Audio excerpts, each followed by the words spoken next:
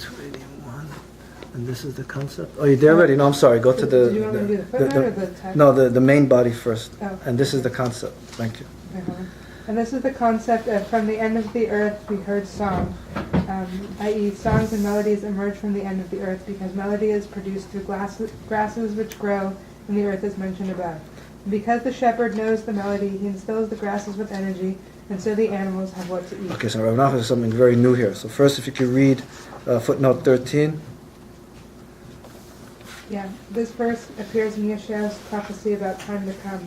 From one end of the earth to the other, those who rejected God's kingship will be destroyed, after which the righteous will rejoice. Okay, thank you. So Rabbi Nachman just brought another proof that music originates from the end of the earth. Earth means the soil.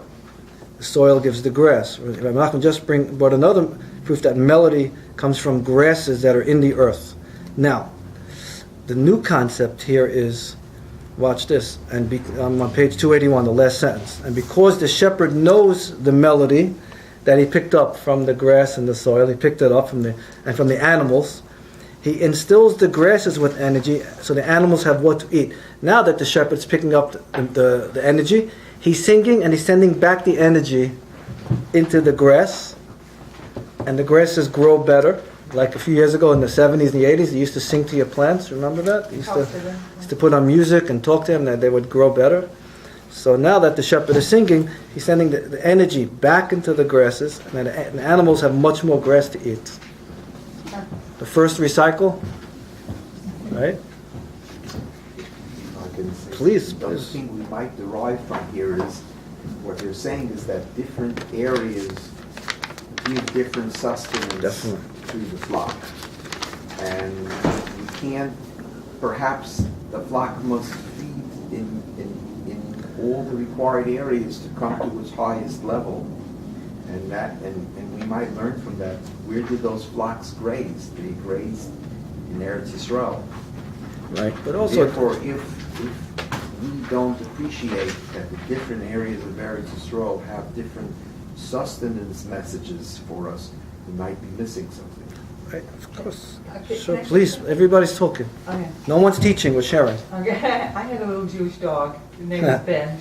He was a Binyamin. Binyamin, yeah. He was a very little, wise little animal. And sometimes if he would have an upset stomach, he knew exactly. And I didn't know if he would or not because you can't tell. He would know which grasses in the park to go for and which not. Dogs definitely have a sense of smell we don't have. Or maybe in line with what he's saying. Yeah. See, an animal knows when an earthquake is happening. Right. The vet used to say if there was something in Asia, he would be getting calls from his patients that the animals were going crazy. Animals pick up the death. Also, they sense death. Much earthquakes. Yeah.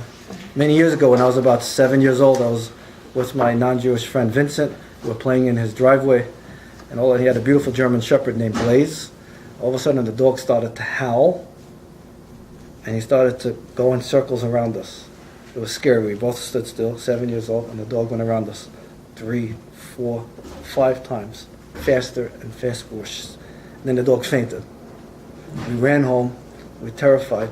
A week later, my friend was hit by a car and killed. Oh, yeah. Wow. So the dog picked up angel of death. That's what it says in the animals feel it. Animals have stuff that we don't know. As a matter of fact, there was a homeless guy who used to park himself on our block, and every time I walked by with my dog, he'd go crazy. My dog would go crazy. Yeah, we pick up the energy. Something. Let's talk about more positive stuff. So if someone wants to read footnote 15, Rabbi Nachman is now going to spin it. Who wants to read? Please. And your name? Susan. Hi, Susan. Nice to see you again.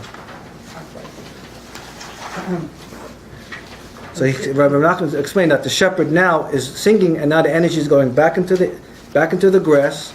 So now the grass will grow even more. Earlier, Rabbi Nachman taught that the shepherd gets his melody from the energy in the songs of praise sung by the grasses on which he feeds his flock. However, here it seems the Rebbe is teaching the reverse, that the shepherd's knowledge of the melody instills energy into the grasses so that the animals have what to eat. Okay, so stop. So now Rabbi Nachman just flipped it. Okay, so the energy first came from the grass into the animals, and the shepherd picked it up, shepherd took the energy, he's sinking, now the energy is going back. Okay.